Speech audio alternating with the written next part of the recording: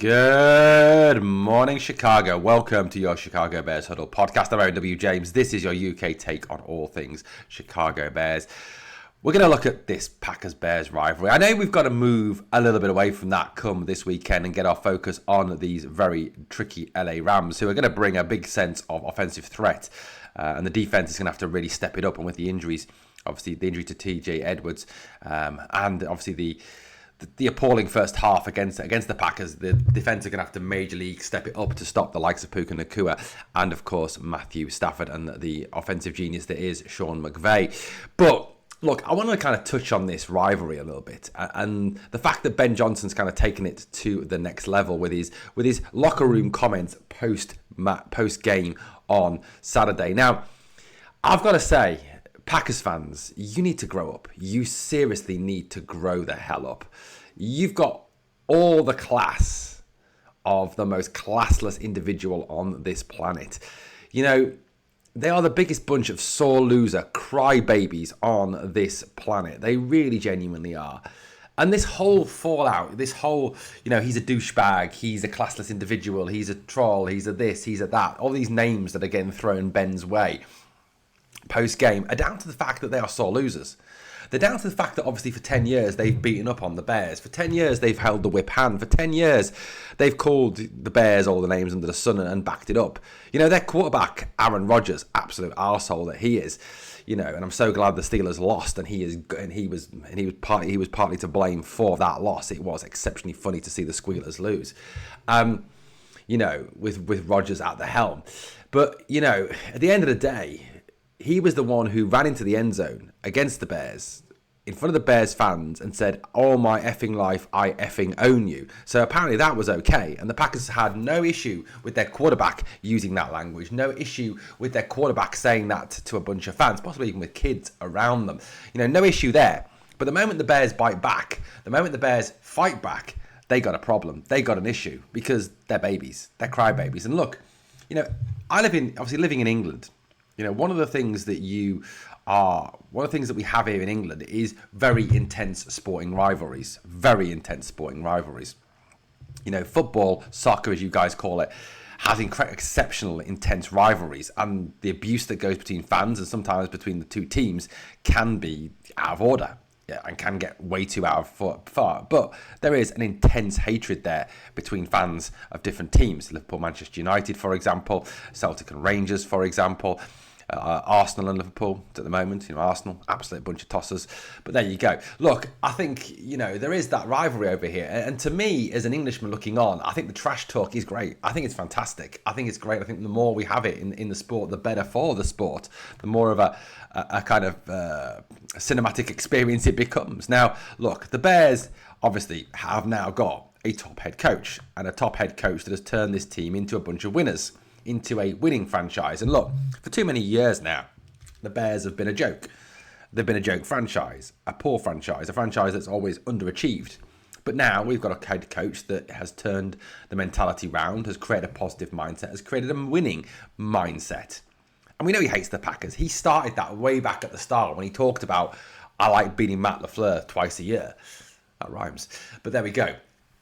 Now, obviously, it comes to this comment that he made post-game in the locker room. And you've got to remember, in those locker rooms, post-game, there is a lot of hype. There is a lot of adrenaline. There is a lot of excitement, especially with a comeback victory like the Bears put on Matt LaFleur and the choking Packers. F the Packers, F them guys, effing hate them guys. That's what Ben Johnson said. And it's caused a meltdown in Green Bay. The Cheeseheads cannot cope with this.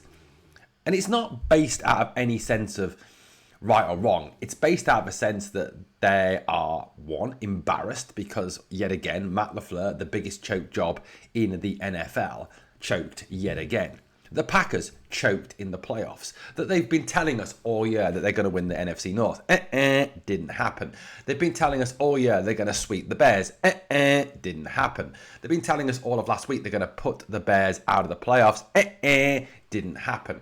They were telling us all year that they're Super Bowl contenders. Didn't happen. And instead, guys, you're going to sit next weekend and you're going to watch the playoffs. You're going to watch the playoffs. And your team won't be there. And you're crying about it. And that's why you're sore about what Ben Johnson said. It's got nothing to do with a sense of, you don't like them using the F word, it makes you cry. No, it's down to the fact that you don't like losing because you're babies, you're crybabies, you're sore losers. You don't like the fact that now the Bears can beat you on a regular basis and you're not the bully anymore.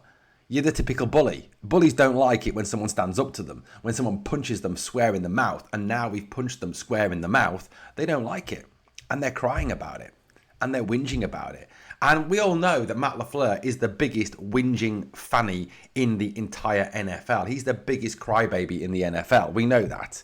He's also the biggest choke job in the NFL, possibly even bigger than the Baltimore Ravens and the Steelers and the Bills to some extent. But look, they are a choke job.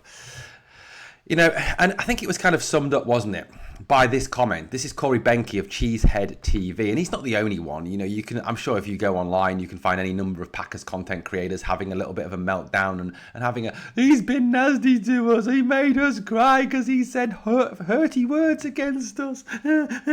Shut the hell up, grow the hell up, mature up, man the fuck up, boys.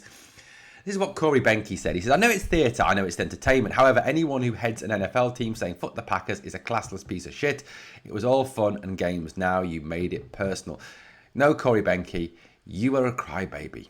You are a whining little crybaby who can't take it that your cheeseheads have choked in the playoffs again. Can't take it that your head coach is a failure. Can't take it that you spent all that money and you still failed. Can't take it that your quarterback ain't even as good as Caleb Williams, that your quarterback is pretty much shit.